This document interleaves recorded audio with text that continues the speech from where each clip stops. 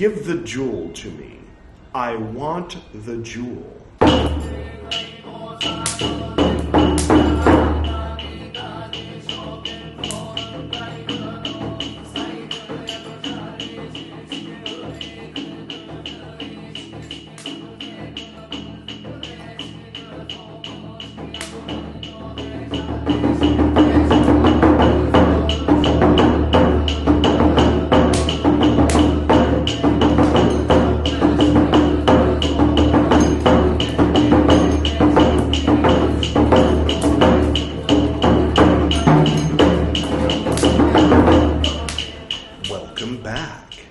This is Edward Reed's Buddhist Books podcast, episode 83, the Tipiṭaka, part 22, I hope.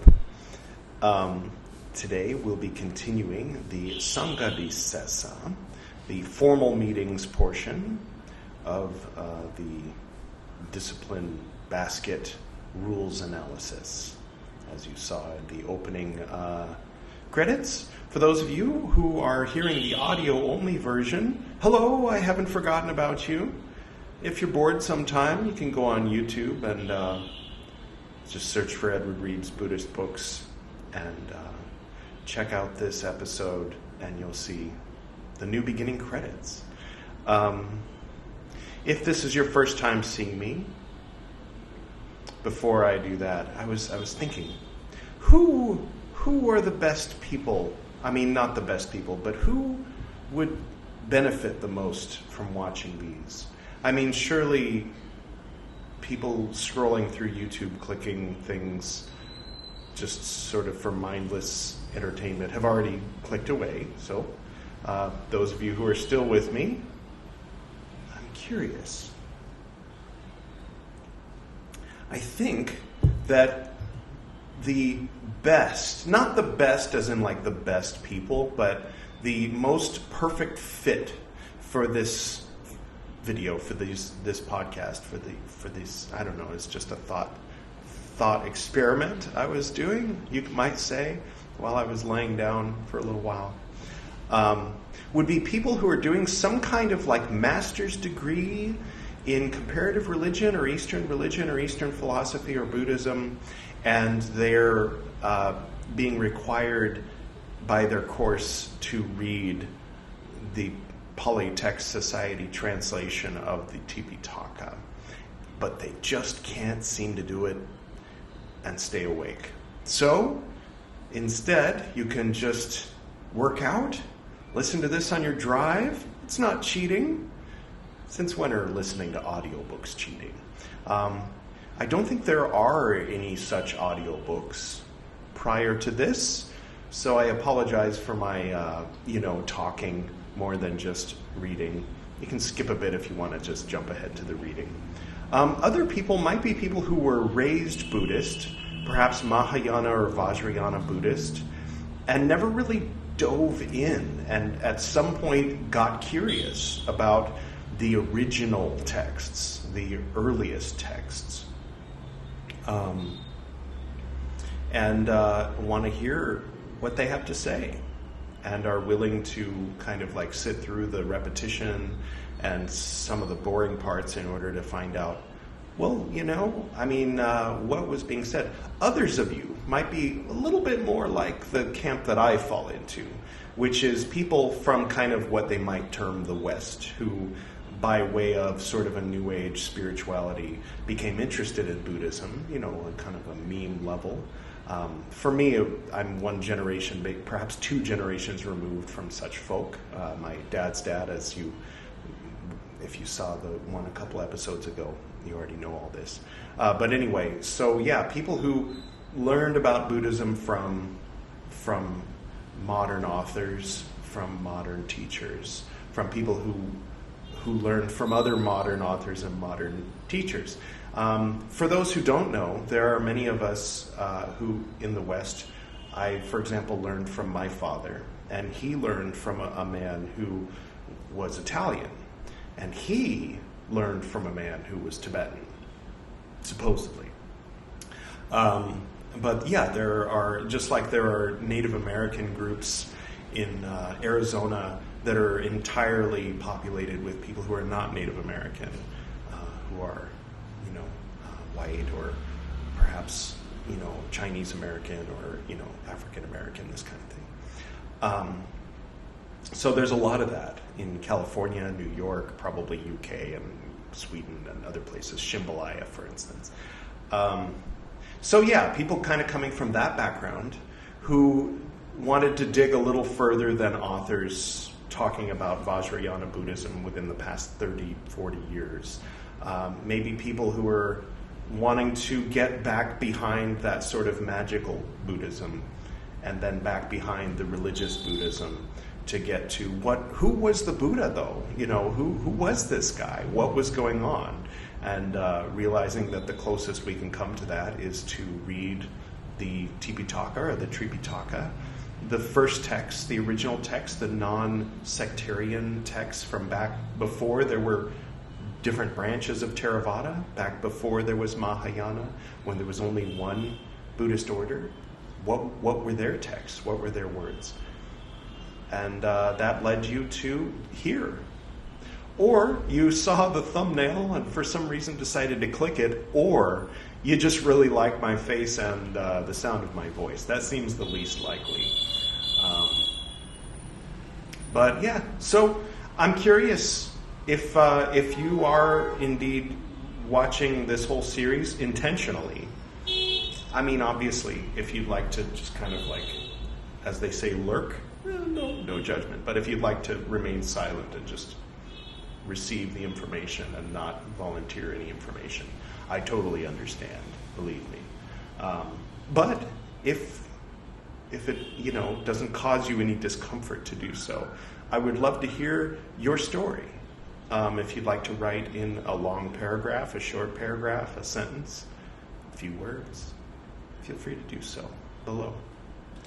That all being said, if this is your first time seeing me, I would recommend clicking here rather than continuing to watch this video, as that will take you to part 1 of the Tipiṭaka recitals, and you can read it all in order because there's kind of a flow to it. It starts with the 4 big rules and then the 13 almost as big rules, and we are on number 6. The 6th rule, the breaking of which requires everybody to get together for a formal meeting of the order so that they can admit publicly that they did it, publicly in front of the other monks, and that it's understood, everybody knows that they are now considered at the beginning of their process. So the first 5, right, the first 5 directly and indirectly involved a particular monk named Uyadin, right? Is that his name? So let's. I have a lot of statues, and I have statues of all the little Dhyani Buddhas, but they look kind of just like, they all kind of look the same except for their hand position. I was thinking, to assign, okay, this is Uyadin, and these are the other monks, and kind of move them around as we go. But I don't know. Though to me that seems relatively harmless, I thought that one or two of you that might seem a little bit disrespectful. So I instead will, I think it's entirely respectful to use the donkey from the Christianity shrine over here. This is the donkey that Jesus rode into Jerusalem on. But for today, we'll let that be Uyadin. And as soon as his name is mentioned, if his name is mentioned, we'll bring him in. If his name isn't mentioned, then hallelujah. But it seems more likely at this point than not. Statistically speaking, most of these rules seem to involve him doing something awful. So, sometimes awful by our standards today, and sometimes kind of okay by our standards today. Like, he recommends to another monk that he try masturbating because it helps him to deal with his emotional struggles. And that might not be terrible advice today, but he also sexually harasses women and touches them without the permission, and then he kind of reveals himself as a bit of what the kids call an incel in this in rule number 4, where he asks one of his devoted followers, a woman who supports him with food and clothing, to support him with sexual intercourse, and she says, "Will that help?" And he says, "Yes." And so she takes off her clothes, and he's like, "Ew, you're smelly," and he runs out spitting. So, yeah, clearly he's a virgin. He's never actually. He's just kind of he's like a grown-up horny pervert. Although he might be 14. I mean, the life expectancy back then was less. So we might actually be talking about a 13-year-old named Uyadin. It's not really clear. They haven't said. But we shall see. There was something else, but I forgot what it was. Our special guest, Lord Buddha, of course. We've seen him before. I'm hoping that that's Lord Buddha. It might be Amitabha, but for our purposes, this is Siddhartha Gautama. So when you see me talking to him or motioning to him when he comes up in the stories, then yes, that's the intention. So, without further ado, let's begin the reading. Part 6, Formal Meeting, Saṅghàdisesa. Part 6. At one time, the Enlightened One, the Lord, was staying at Rajagaha. Oh, thank goodness, they've finally moved to a new place. Maybe they're going to have new problems. In the bamboo grove, that's Rajgir, by the way, where Mahavir was from, about 13 and a half hours walk from Bodh Gaya to the northeast. Anyway, that's where the Vulture Peak is. There's a lot of things that happen at Vulture Peak. But here we are in the bamboo grove at the squirrel's feeding place. At that time, the monks of Alavi, begging in company. Let's see, boys born in the kingdom of Alavi were called Alavaka. At the time of their going forth, they were known as Alavaka. These monks often gave trouble over new buildings. Okay, so far, I'm assuming that these are not Buddhist monks. These are different monks, because there was more than one order at that time. Of course, Jainism was getting started under Mahavir, though it had previously existed in other forms. And as they say, there were, besides Buddhism and Jainism, there were 60 different groups of monks roaming around under leaders at that time. It was sort of like the 70s.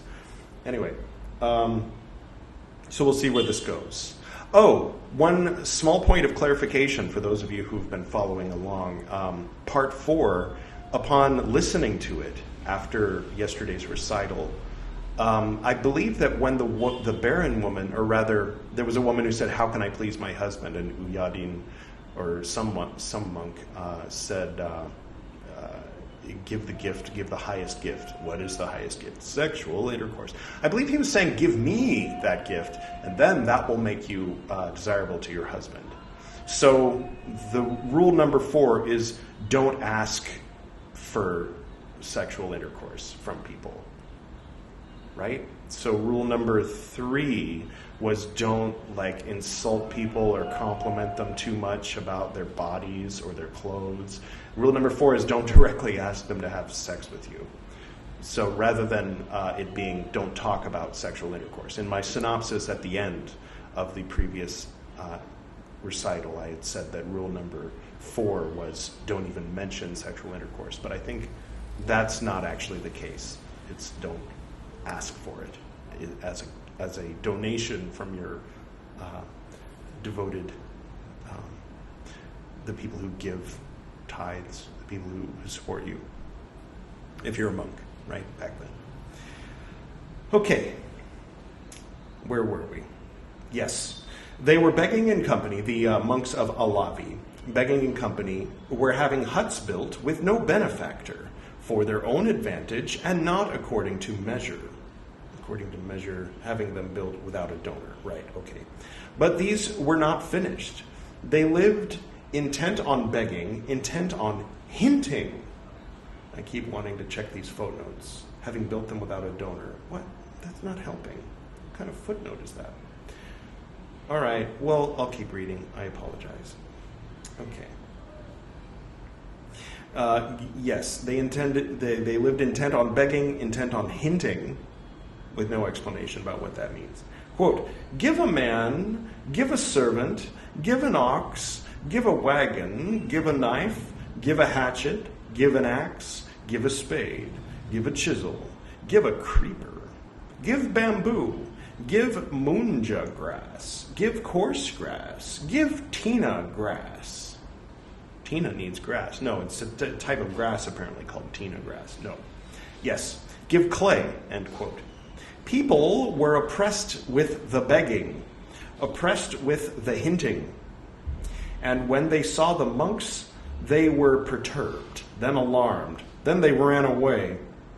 Then they went by a different route, turned in another direction, and closed the door. I think some of us can relate with that. And when they saw cows, they ran away, imagining them to be monks. So they're so inundated with these monks of Alavi begging that even seeing a cow, they're like, oh no, it's another one of those monks coming to beg. Then the Venerable Kasyapa the Great arose from spending the rains in Rajagaha and set out for Alavi. In due course, he arrived at Alavi. There the Venerable Kasyapa the Great stayed in the chief shrine at Alavi. Then the Venerable Kasyapa the Great, rising early and taking his bowl and robes, entered Alavi for alms. People seeing the Venerable Kasyapa the Great were perturbed, then alarmed, then they ran away, then they went by a different route, turned in another direction, and closed the door. Have you ever seen those Greenpeace people with their clipboards outside your place of... Then the Venerable Kasyapa the Great, having walked Alavi for alms, after having eaten and finished his meal, addressed the monks, saying, maybe these are Buddha's monks. Well, let's read on and it'll become clear, no doubt.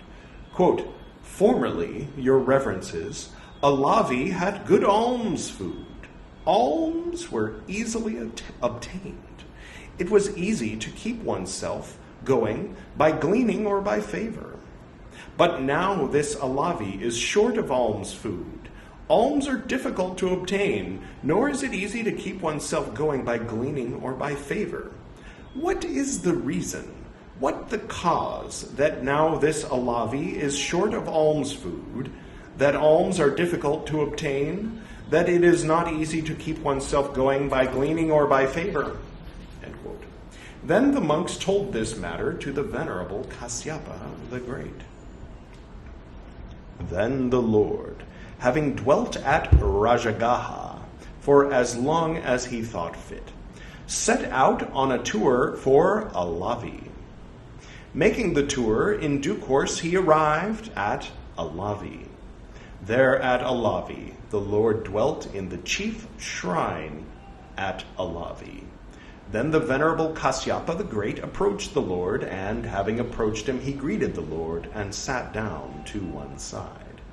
Sitting to one side, the Venerable Kasyapa the Great told this matter to the Lord. Then the Lord, on that occasion, for that reason, having had the order of monks convened, questioned the monks of Alavi, saying, okay, so the monks of Alavi are part of Buddha's order, part of Buddha's Sangha. They were just these particular monks in Alavi. They were begging too much. All right.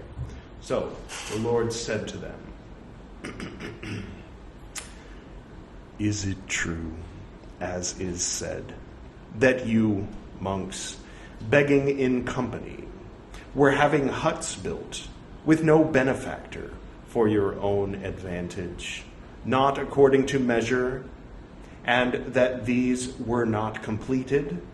They say that you dwelt intent on begging, intent on hinting. Give a man ...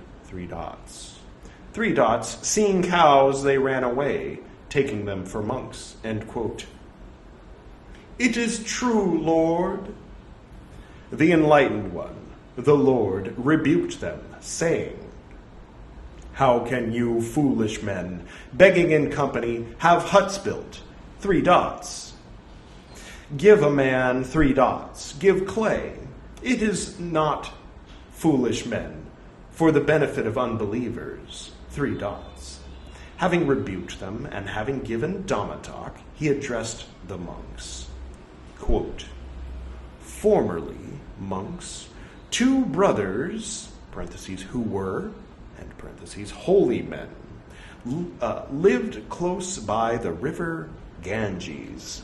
Ganga is its actual name. Ganges is the anglicized name. Then monks Manikanta, the Naga king, Naga Kanya, the Naga queen. All right. The Naga king, emerging from the river Ganga, came up to the younger holy man, and having come up and encircled the younger holy man 7 times with his coils, he stood, spreading his great hood above his head. A little like that, I guess. Then monks, the younger holy man, through fear of this snake, became thin, wretched, of bad color, yellowish, his veins showing all over his body. Monks, the elder holy man saw the younger holy man was thin, wretched, of bad color, yellowish, the veins showing all over his body. Seeing this, he said to the younger holy man, quote, "Why are you, good sir, thin? 3 dots all over your body." The 3 dots were filling in for words that Mr. Horner didn't feel like translating that day. End quote. Now, the Naga king Manikanta came out of the river Ganga for me, and came up to me, and having come up, and having encircled me 7 times with his coils, he stood spreading his great hood above my head. I, good sir, through fear of the snake, became thin, space dot, space, space, all over my body, end quote, within quotes. Buddha's talking still. Quote, within quote, "But, good sir, do you not want this snake to return?" End quote. Quote, "Good sir, I do want this snake to return." End quote. Quote, "Do you, good sir, see anything of this snake?" End quote. Quote, "I see, good sir, the jeweled ornament on his throat." End quote. Quote, "Then, good sir, you beg this snake for the jewel, saying, 'Good sir, give me the jewel. I want the jewel.'" End quote. Then monks, Manikanta, the Naga king, emerging from the river Ganga, came up to the younger holy man, and having come up, he stood to one side. Monks, as he was standing to one side, the younger holy man said to Manikanta, the Naga king, quote, "Good sir, give the jewel to me. I want the jewel." End quote. Then Manikanta, the Naga king, said, quote, "A monk begs for the jewel. A monk wants the jewel." End quote. And he hurried away. A second time, monks, did Manikanta, emerging, 3 dots, come up to the younger holy man. Then, monks, the younger holy man saw Manikanta, the Naga king, coming from afar.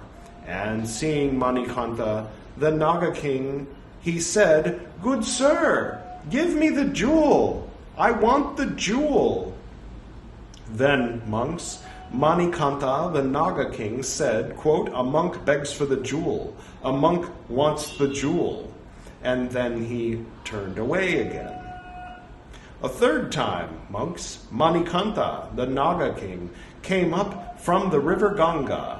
Then monks, the younger holy man, saw Manikanta, the Naga king, emerging from the river Ganga. And seeing him, he said to Manikanta, the Naga king, "Good sir, Give me the jewel. I want the jewel. Then monks Manikantha, the Naga king, addressed these verses to the younger holy man. Quote, my food and drink is produced abundantly, excellently, by reason of this jewel. I do not give it to you. You are one who asks too much, and not for you will I come to a hermitage.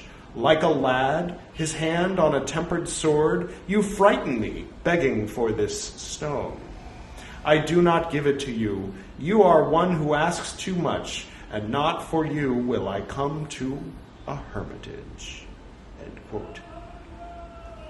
Then monks Manikantha the Naga king said, a monk begs for the jewel, a monk wants the jewel. He went away, then he was gone, and did not come back again. Then monks, the younger holy man, not seeing that beautiful snake, became increasingly thin, wretched, of a bad color, yellowish, the veins showing all over his body.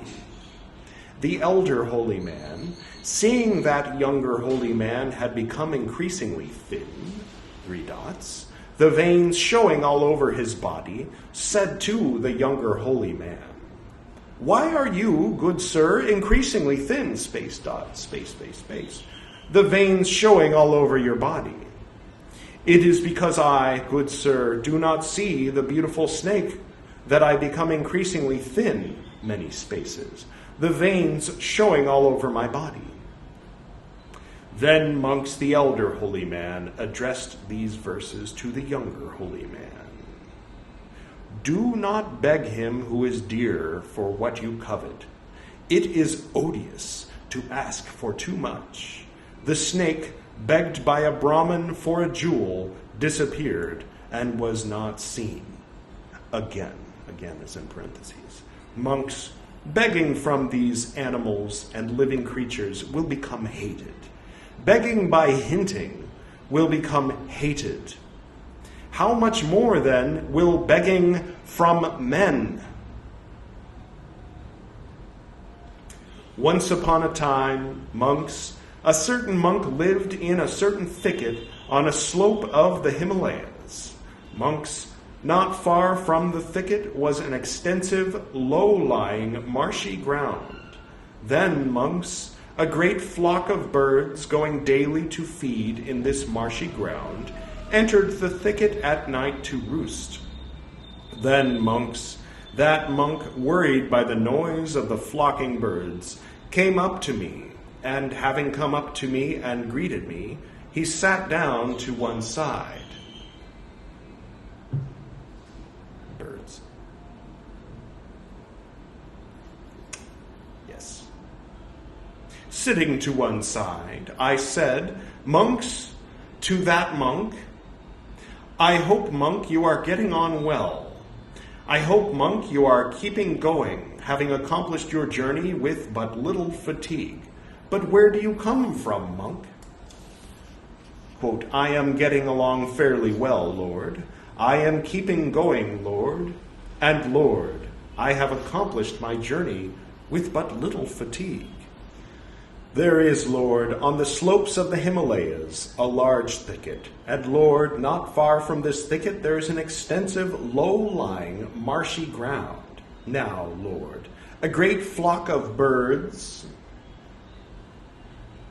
going daily to feed at that marshy ground goes into that thicket at night to roost. That is why I come, Lord, for I am worried by the noise of that flock of birds.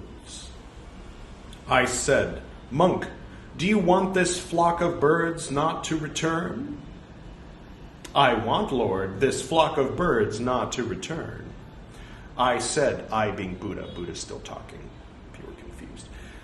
I said, then you, monk, going there and penetrating this thicket 3 times in the first watch of the night must utter this sound. Quote, within quote, within quote. Yes. 3 layers of quotes. So this is the Buddha telling a story in which he said to the monk, quote, you should say this, quote. Quotes within quotes within quotes. That's fun. Listen to me, good sirs. Whatever birds have come to roost in this thicket, I want a feather. Good sirs, give me one feather at a time. End quote. But still within quotes within quotes. 3 times in the middle watch, 3 dots. 3 times in the last watch, 3 dots. Quote, at a time, quote. So you say that whole thing 3 times. Then monks, this monk having gone there, and having penetrated the thicket, uttered this sound 3 times, 3 dots. In the middle watch of the night, 3 dots. In the last watch of the night, 3 dots, at a time. Then monks, that first flock of birds, said, the monk begs for a feather, the monk wants a feather, and they departed from that thicket, and after they were gone, they did not come back again. Begging, monks, from these animals and living creatures will become hateful. Hinting will become hateful. Will become in parentheses the second time. How much more, then, from men? Once upon a time, monks, the father of Ratapala, the noble youth, addressed these verses to Ratapala, the noble youth. Quote, though I do not know them, Ratapala, the many folk, these, meeting me, beg. Why do you not beg of me? End quote, quote. The beggar is not liked. The not giver to beggar is not liked. End quote. Therefore I do not beg of you. Do not be angry with me. Monks, if Ratapala, the noble youth, can speak thus to his own father, how much more can any person to any other person? Any other were in parentheses. Monks, it is difficult for householders to collect possessions, and difficult to protect their stores. How can you, foolish men, dwell intent on begging, intent on asking by hinting for something, parentheses, from among these possessions which are difficult to collect, and from among these stores which are difficult to protect, saying, give me a man, give me a servant, give me an ox, give me a wagon, give me a knife, give me a hatchet, give me an axe, give me a spade, give me a chisel, give me a creeper, give me bamboo, give munja grass, give coarse grass, give tina grass, give clay. This is not foolish men, for the benefit of unbelievers.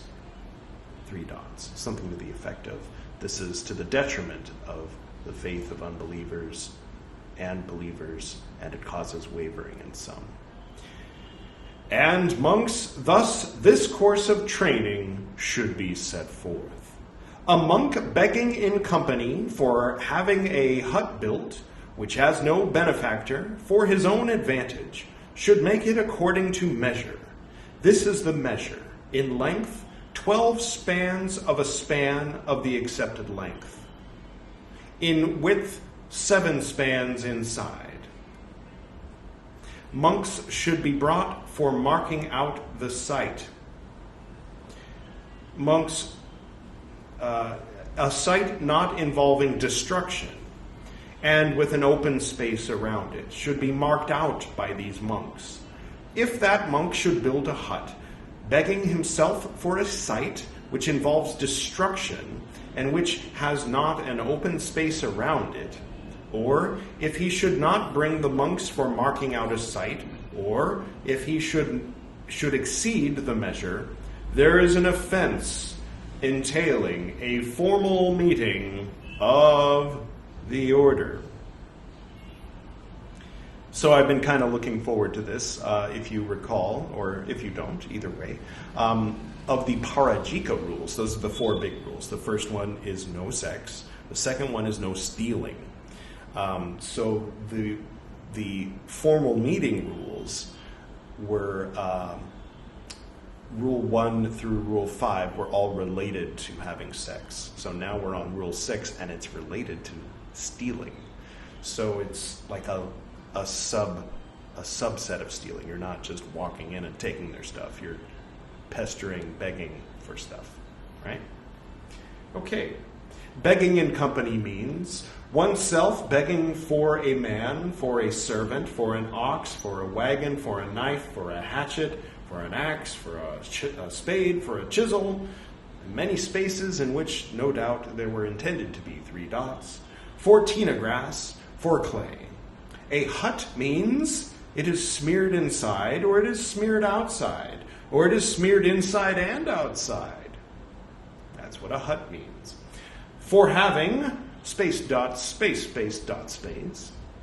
Built means building or causing to be built. Without a benefactor means there is not anyone who is the owner, either a woman or a man or a householder, or who has gone forth. For his own advantage means for the good of himself. Should make it according to measure. This is the measure. In length 12 spans of a span of the accepted length means for the outside measure. In width 7 inside for the inside measure. All right. Monks should be brought for marking out a site means that a monk building a hut, having cleared a site for a hut, approaching the order, arranging his robe over one shoulder, honoring the feet of the senior monks, squatting down on his heels, and saluting with his palms outstretched, should speak thus to them: Honored sirs, I, begging in company, for my own advantage, am desirous of building a hut. It has no benefactor, honored sirs, benefactor. Honored sirs, I beg the order for inspection of the site for a hut. End quote. A second time it should be begged for. A third time it should be begged for. If the whole order is able to inspect a site for a hut, it should be inspected by the whole order. But if the whole order is not able to inspect a site for a hut, then those monks who are experienced and competent to know what involves destruction, what does not involve destruction, what has an open space around it, what does not have an open space around it, begging these, they should depute them. Depute, like to deputize, perhaps, in Old Victorian speak. And thus, monks, should they depute them is in parentheses, the order should be informed by an experienced, competent monk, quote, honored sirs, let the order listen to me, such and such a monk, begging in company for his own advantage, desirous of building a hut which has no benefactor, begs the order for inspection of the site for a hut. If it is the right time for the order should depute such and such monks to inspect a site for a hut for that monk. This is the motion. Let the order listen to me, honored sirs. Such and such a monk, 3 dots, site for a hut. The order deputes such and such monks to inspect a site for a hut for such and such a monk.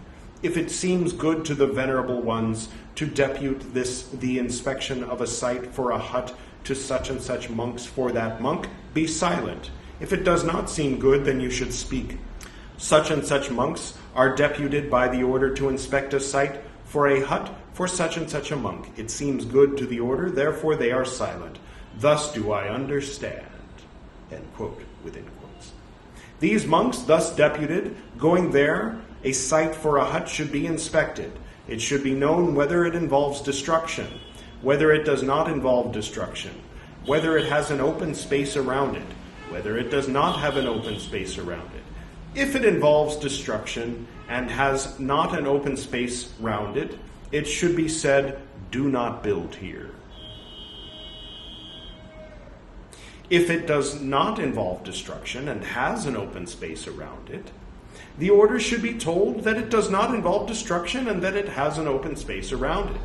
The monk building the hut, going up to the order, rearranging his robe over one shoulder, honoring the feet of the senior monks, squatting down on his heels, and saluting with his palms outstretched, should speak thus. Quote, I, honored sirs, begging in company, am desirous of building a hut. It has no benefactor. It is for my own advantage. Honored sirs, I beg the order to mark out the site for a hut. A second time it should be begged for. A third time it should be begged for. The order should be informed by an experienced, competent monk. Honored sirs, let the order listen to me. Such and such a monk begging in company is desirous of building a hut. It has no benefactor. It is for his own advantage. He begs the order to mark out a site for a hut, if it is the right time for the order. The order should mark out a site for a hut for such and such a monk. This is the motion. Honored sirs, let the order listen to me. Such and such a monk, three dots, site for a hut. The order marks out a site for a hut for such and such a monk. If the marking out of the site for a hut for such and such a monk seems good to the venerable ones, be silent. If it does not seem good, then speak. The site for a hut for such and such a monk is marked out by the order. It seems good to the order. Therefore, they are silent. Thus do I understand. End quote. Involving destruction means if it is the abode of ants, or if it is the abode of termites, or if it is the abode of rats, or if it is the abode of snakes, or if it is the abode of scorpions, or if it is the abode of centipedes, or if it is the abode of elephants, or if it is the abode of horses, or if it is the abode of lions, or if it is the abode of tigers, or if it is the abode of leopards, or if it is the abode of bears, or if it is the abode of hyenas, or if it is the abode of any other animals or living creatures, or if it is connected with grain, or if it is connected with vegetables, or if it is connected with the slaughtering place, or if it is connected with the execution block, or if it is connected with a cemetery, or if it is connected with a pleasure grove, or if it is connected with the king's property, or if it is connected with elephant stables, or if it is connected with horses' stables, or if it is connected with a prison, or if it is connected with a tavern, or if it is connected with a slaughterhouse, or if it is connected with a carriage road, or if it is connected with a crossroad, or if it is connected with a public rest house, or if it is connected with a meeting place. This means involving destruction. Not with an open space round it means it is not possible to go round it even with a yoked wagon, to go round it everywhere with a ladder. This means not with an open space around it. Not involving destruction means if it is not the abode of ants, nor it is the abode of termites, three dots, it is not connected with a meeting place. This means not involving destruction. With an open space round it means it is possible to go round it, even with a yoked wagon, to go round it everywhere with a ladder. This means with an open space round it. I'm going to go ahead and close here for today, though we have not yet finished Saṅghàdisesa 6. We will finish it next time. We'll pick up right where we left off. So, Lord Buddha cared even for termites, even for ants. If there's ants there, if you would have to destroy the home of ants to build your hut there, it's a no-go. It's beautiful, isn't it? There's a lot of discussion I've noticed in some of the comment threads.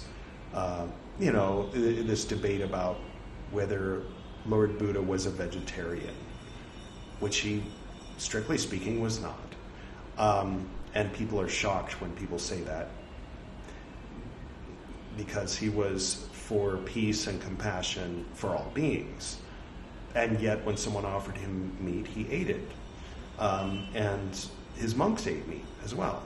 When they would go begging, sometimes they would be given meat and they wouldn't say, "Oh no, I don't eat meat." That's kind of like yeah, I don't think they slaughtered animals. That's the thing. They didn't go out and kill animals and cook the meat. Sometimes they would find the leftovers from a lion's kill. A lion will have killed something, eaten part of it and left, and then they would go and take some meat and cook it. So they had like a little bit of a different standard, but the spirit of that compassion was there, that I think a lot of modern day people who abstain from meat, because these days, it's a whole different situation. You go to the grocery store and you buy meat, and implied is a slaughterhouse, right? And you don't go to a restaurant or that kind of thing. And then it's a little bit mixed. I know when I was active in an Orthodox Catholic church, there's periods of time where you're supposed to abstain from meat as part of the Christian tradition, not quite the same as, maybe it's compassion related, but I think it has more to do with making yourself abstain from things that you like in honor of different parts of the year. Nonetheless, my priest at the time told a story about how he was training a younger priest, and they went to have Thanksgiving dinner, and it was during the Nativity fast. And so the younger priest in training abstained and said, "Oh, no turkey for me. I'm not eating meat right now." And my old priest, Father Alexei, told him, told the host, he'll have some turkey. And the younger priest was a little bit shocked. And then afterward, he took him aside and told him, when you're in someone's home, you're a guest in someone's home, they offer you food. It's impolite and a sign of actually spiritual pride to say, no to food you're being offered. So that seems to be kind of in line with, I think, the Buddha's thinking, as far as that goes. But yet, he did not permit his monks to destroy an anthill. And if you remember in Parajika, I think it was the very beginning, actually, of Parajika. It started with, not Uyadin, it was a different monk, who had built a mud hut, and Lord Buddha had it destroyed because of how much life would be destroyed by the creation of a mud hut, by cooking mud. I mean, nowadays we know there's billions and trillions of microscopic organisms in mud, and so he did not permit people to heat mud up until it was hard, out of compassion for these beings. And if you remember, for those who were watching the entire series, there was an entire sutra in the Jain Sutras talking about creatures of 5 senses, creatures of 4 senses, 3 senses, 2 senses, and 1 sense. Creatures that only have the sense of touch, and not doing any harm to them, doing your best to avoid harming them. And I'll go ahead and point to that recital because it seems like a nice place if you want to click away and check that out, because it ties in directly to that sutra, where you basically apologize for the animals and creatures that you accidentally killed in the process of living your life, even though you did your best to avoid. You didn't intentionally kill anything, but as careful as you were, you couldn't avoid killing a few things that you didn't even realize you killed. So you're asking for forgiveness so that you can move forward toward enlightenment. So those are my thoughts on that, and like I said, we'll pick up right where we left off next time. Hope everyone's doing well, and hope you're enjoying the new intro. And all right, until next time. To the north and to the south, to the east and to the west, to the spirits of light among us, and to the spirits below, we send out our reverent love and compassion. May all beings be happy. May all beings be serene. May all beings be in peace.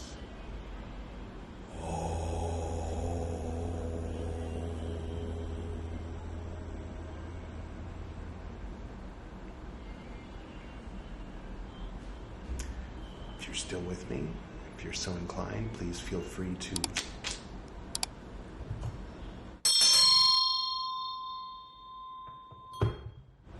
until next time.